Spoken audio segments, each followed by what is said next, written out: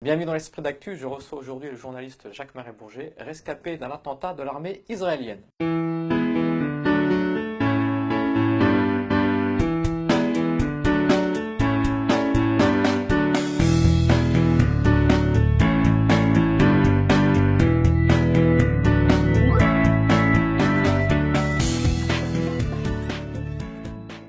Bienvenue Jacques-Marie Bourget, merci d'avoir accepté cet entretien. Alors le 21 octobre 2000, vous êtes à Ramallah, vous êtes journaliste pour Paris Match, et là vous êtes grièvement blessé par un tir d'un sniper de l'armée israélienne. Oui, j'étais à Ramallah, où il se passait pas, c'était la deuxième intifada, mais les événements ça n'avait rien de particulièrement violent. Il y avait des gamins qui lançaient des pierres de temps en temps en direction des soldats qui protégeaient une colonie qui est proche de Ramallah.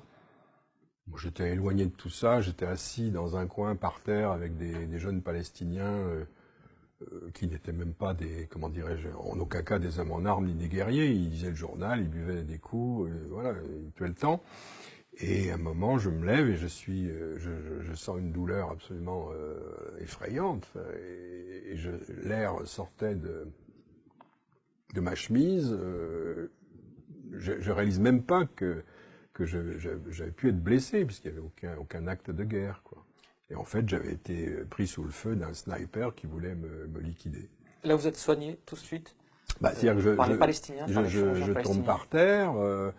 Les Palestiniens me ramassent, l'ambulance du Croix-Rouge, de la Croix-Rouge, du Croissant-Rouge, pardon, l'ambulance du Croissant-Rouge palestinien me recueille, je leur dis que je suis en train de mourir, ils m'ont dit vous en faites pas, on s'occupe de tout, puis après je suis tombé dans le coma, quoi. Ils m'ont emmené à l'hôpital de Ramallah. Votre pronostic vital est engagé? Ah, oui, vu la gravité de la situation, puisque la balle, elle était dans le poumon à 10 cm du cœur, ça avait arraché l'artère sous-clavière, la veine sous-clavière, enfin des dégâts considérables. Et donc, les Palestiniens appellent l'interface entre l'armée israélienne et eux pour dire on a un journaliste français qui est très gravement blessé, ce serait peut-être mieux que vous vous en occupiez parce qu'eux, ils ont des hôpitaux plus modernes, etc., etc. Et les Israéliens disent non, ils n'ont pas dit qu'ils crèvent, mais enfin, ils ont refusé de me soigner. Votre transfert à Tel Aviv. Non, ils ont refusé de me soigner. Donc j'ai été opéré à Ramallah par les chirurgiens palestiniens qui, hélas, ont une grande habitude puisque tous les jours, il y a des gens qui sont blessés ou tués. Et donc la chirurgie de guerre, ils savent ce que c'est. Et avec leurs moyens, c'est-à-dire un matériel qui n'est pas le plus performant, ils ont fait des opérations qui ont épaté même les chirurgiens après en disant c'est vraiment très très fort ce qu'ils ont réussi à faire. Et ils m'ont sauvé la vie. Au bout de 36 heures, j'avais un avion qui m'attendait à l'aéroport de Tel Aviv, Ben Gurion, puisque forcément on n'a pas le choix. Et là, les Israéliens ont refusé mon transfert de l'hôpital palestinien de Ramallah à l'aéroport de Tel Aviv. Et il a fallu que ce soit Chirac, qui à l'époque était président de la République, qui se fâche et qui dise bon, on arrête. Vous avez le laissé passer, mais ça a été, moi j'étais dans le coma, mais ça a été toute une affaire. Il y avait des tireurs d'élite autour de moi, israéliens, comme si j'allais exploser, enfin des trucs complètement ridicules. Et c'est comme ça que j'ai enfin pu être rapatrié à Paris. Donc après des mois de convalescence, vous avez décidé de porter plainte auprès du tribunal?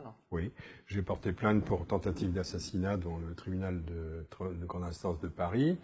Là, l'instruction s'est endormie. Enfin, il y a eu des expertises légistes. Ils ont recueilli les dossiers de santé. Ils ont interrogé quelques témoins parce qu'il y avait des journalistes sur place.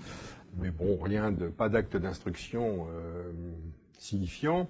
Le juge, il n'avait pas envie de se mouiller. Il s'est dit oh là là, une histoire avec Israël, restons aux abris. Et au bout de 2 ans, il y a une juge d'instruction qui s'appelle Mme Guénassia qui a repris le dossier, qui elle a été courageuse et qui a convoqué comme témoin le colonel qui s'occupait de la zone où j'ai été blessé, qui s'appelle le colonel Hirsch, qui évidemment n'est pas venu.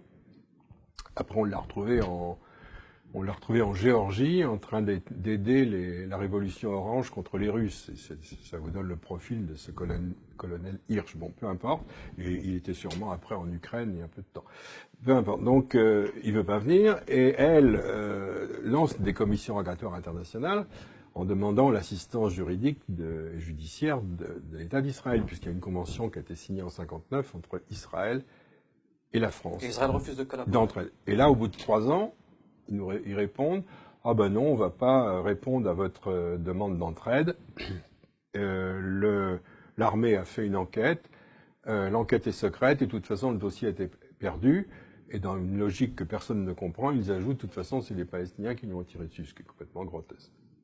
Et ce qu'il faut savoir, c'est que la balle que j'ai reçue a été analysée et il n'y a pas de doute là-dessus, c'est une balle israélienne fabriquée par l'industrie militaire israélienne pour un M16, enfin l'équivalent M16, le fusil américain. Donc il y a une identification qui est là, et en plus il y a des témoins qui ont vu d'où le tir venait, etc. etc. Donc 2 ans après, la juge a été obligée de rendre un non-lieu, puisqu'elle ne pouvait plus travailler, donc pas le choix, elle est obligée de rendre un non-lieu. Et après ce non-lieu, avec mon avocat William Bourdon, on s'est retourné devant la commission d'indemnisation des victimes d'infractions. Alors, pour obtenir la reconnaissance du fait que je sois une victime, et éventuellement une compensation financière sur laquelle qui n'est pas inintéressante, mais c'était pas le but premier de mon affaire. Le but premier, c'est d'être reconnu comme victime. Alors, dans un premier jugement, le tribunal dit, en zone de guerre, un journaliste et un militaire, c'est la même chose, donc on applique le même droit. En gros, vous n'aviez pas à être là. Si vous étiez là, c'est que vous preniez vos responsabilités. Et puis, de toute façon, si nous, tribunal, on vient dire qu'on vous a tiré dessus et que c'est vraiment une chose illégale, on met en cause le choix d'un État démocratique, autrement dit Israël. Ça veut dire que le tribunal, en disant qu'Israël a eu tort de me tirer dessus, contrevenait les décisions israéliennes, et eux, ils ne voulaient pas entrer là-dedans. C'est complètement hallucinant et incroyable. Alors le 21 septembre 2015, donc l'arrêt du tribunal est tombé, qui ouvre droit à une indemnisation. Oui, c'est-à-dire que après la décision qui a rejeté ma demande, où on dit que je suis l'équivalent d'un soldat, j'ai fait appel, et le 21 septembre 2015, le tribunal en appel a dit qu'effectivement j'étais victime, qu'un journaliste, c'était quoi qu'il arrive un civil, et que même si j'étais blessé par une balle perdue, une balle palestinienne, une balle israélienne, parce que là-dedans ils veulent pas se mouiller, j'étais victime, c'est moins qu'on puisse dire, et que on devait donc m'indemniser. Et là, moi j'étais satisfait de cette décision, et l'ensemble de la profession, ça veut dire que l'ensemble des journalistes, du jour au lendemain, n'étaient plus des soldats quand ils étaient en zone de guerre, mais des civils et des journalistes. Et cette décision qu'aurait dû satisfaire et l'ensemble de la presse et notre gouvernement dit socialiste, elle est attaquée en cour de cassation par les gens, un fonds spécialisé, qui doit m'indemniser. Et ce fonds, il est sous la coupe du gouvernement. C'est-à-dire d'un côté, le gouvernement, avec le procureur et le tribunal, dit vous êtes une victime, et le gouvernement de la main droite, avec son fonds, dit ah non, on va aller en cour de cassation. Donc et comment expliquez-vous cette contradiction ? Une décision complètement inique, injuste, cruelle et stupide. Et en plus, par rapport à un État démocratique qui veut protéger la liberté de la presse, etc., on se glose sur certains pays en disant la presse n'est pas respectée. En France, non plus. L'explication, pour faire court, un jour, un avocat qui est proche de ce fonds m'a appelé et m'a dit « Mais monsieur, je ne comprends pas, vous désignez Israël comme responsable dans cette affaire. » Je dis « Mais moi, je désigne rien. Il y a des enquêtes policières qui ont été faites, des témoins qui ont entendu, une expertise balistique qui dit que c'est une balle israélienne. » Ah mais dans votre dossier a été très mal fait, votre avocat Bourdon n'a pas compris, il ne faut pas désigner de pays. Je dis « Monsieur, mais c'est pas moi qui désigne, c'est l'enquête policière qui dit voilà ce qui s'est passé. » Parce qu'autrement, si on ne désignait pas Israël, vous seriez indemnisé immédiatement. C'est une histoire de fou. C'est un avocat qui a été à l'origine de la création de ce fonds et de système de compensation. Mais ce système de compensation, en général, il est fait pour des gens, entre guillemets, qui ont été victimes de terrorisme, musulmans, arabes, etc. Et moi, tout d'un coup, j'arrive là-dedans avec quelqu'un qui a été victime du terrorisme israélien. Donc ça leur convient pas du tout. Et ils sont acharnés pour avoir ma peau et que je sois. Et ils essaient de gagner devant la justice cette cause. C'est absolument scandaleux. Est-ce que vous avez été soutenu par les autres journalistes ? Pas du tout. Là, depuis qu'il y a eu l'appel le recours en cassation. Il y a le syndicat national des journalistes qui me soutient très bien. Il y a la CGT journalistes qui me soutient. Ben alors, Reporters sans frontières et Reporters sans Ménard, ils sont aux abonnés absents, ils tournent le dos.